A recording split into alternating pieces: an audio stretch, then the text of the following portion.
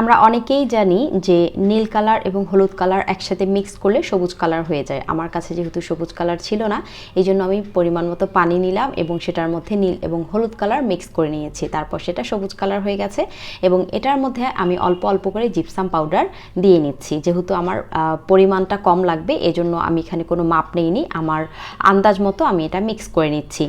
আপনি অন্য যে কোনো কাজের ক্ষেত্রে কিন্তু 2 কাপ পানির সাথে 1.5 কাপ জিপসাম পাউডার মিক্স করলে একটা সুন্দর মিক্সার তৈরি হয়ে যাবে। যেহেতু আমি এখানে ছোট কাজ করেছি, একদিন আমি কাজ করেছিলাম, একটু পেস্ট বেঁচে গিয়েছিল, তো এই খেজুরের যে একটা ওয়ান টাইমের পটের মতো ছিল সেটার মধ্যে আমি ঢেলে রেখেছিলাম। তো ভাবলাম যে এটার মধ্যে বাকি কাজটাও সেরে ফেলি, এজন্য আন্দাজে একটু গুলিয়ে সবুজ কালার করে আমি এটার মধ্যে ড্যাব ড্যাব করছি এবং এটাকে খুব ভালোভাবে শুকিয়ে যাওয়ার পরে আমি এটা আনমোল্ড করব। আর এই যে অ্যালফাবেটগুলো লিখে করেছিলাম সেটাও কিন্তু অন্য আরেকদিন করেছি, যেটার ভিডিওটা আসলে ডিলিট হয়ে গেছে। বেশি কিছু না, শুধু জিপসাম যেভাবে গুলাতে হয় সেভাবে গুলিয়ে মোল্ড, যে অ্যালফাবেটের মোল্ডগুলো পাওয়া যায় ABCD এগুলো লেখা থাকে, তো আপনি যেই অক্ষরটা চাচ্ছেন সেই অক্ষরের মধ্যে ঢেলে নেবেন এবং সেটা আনমোল্ড করে শুকিয়ে যাওয়ার পরে রং বার্নিশ করে তারপরে এভাবে তো রেডি হয়ে যাবে অ্যালফাবেটগুলো। এটা আমার মেজো ছেলে লগ্নর নাম, ওর জন্য বানানো।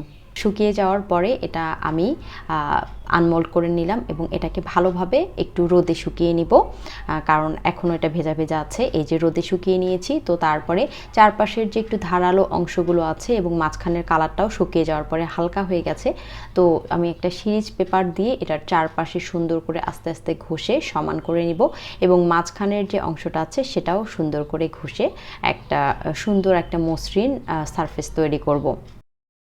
জিপসামের প্রোডাক্ট ভালো করে শুকানোর পরেই কিন্তু আনমোল্ড করতে হবে এবং ভালোভাবে রোদ্রে শুকানোর পরে বা খুব ভালোভাবে বাতাসে এটা যখন শুকিয়ে যাবে, ওজন হালকা হয়ে যাবে, পাতলা হয়ে যাবে, এরকম কালারটাও হালকা হয়ে যাবে, তখনই কিন্তু এটার মধ্যে নেক্সট স্টেপের কাজ করতে হবে। ভেজা অবস্থাতেই কাজ করা যাবে না, তাহলে কিন্তু কাজের ফিনিশিং ভালো আসবে না। আমি এখানে একটু সিলার নিয়ে নিলাম এবং একটু পানি নিয়ে ভালো করে মিক্স করে নিলাম, নিয়ে তারপর এটাকে সেই সারফেসটার উপরে লাগিয়ে দিব যেন এটা একটু সুন্দর গ্লেসি ভাব হয় এবং এটা একদম সিল হয়ে যায়। কারণ পিছনে এই যে যখন এটা শুকিয়ে যায়, হাত দিয়ে ধরলেই কিন্তু পাউডারের মতো বা টাচ করলে পাউডারের মতো উঠে আসবে।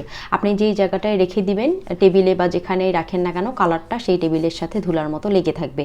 এই জন্যই এই সিলারটা আমি নিচেও দিয়েছি এবং উপরেও দিয়ে দিচ্ছি, যেন কোনো শুকিয়ে গেলে কোনো পাউডার বের না হয়। যখন এটা ধুলা পরিষ্কার করতে যাবেন দেখবেন ময়লার মতো ধুলার মতো পাউডার বা কালার উঠতে পারে, এই জন্যই কিন্তু আমি এটা সিলার দিয়ে সিল করে দিলাম। এরপর বার্নিশ চাইলে আপনি বার্নিশ দিয়ে বার্নিশ করে নিতে পারেন।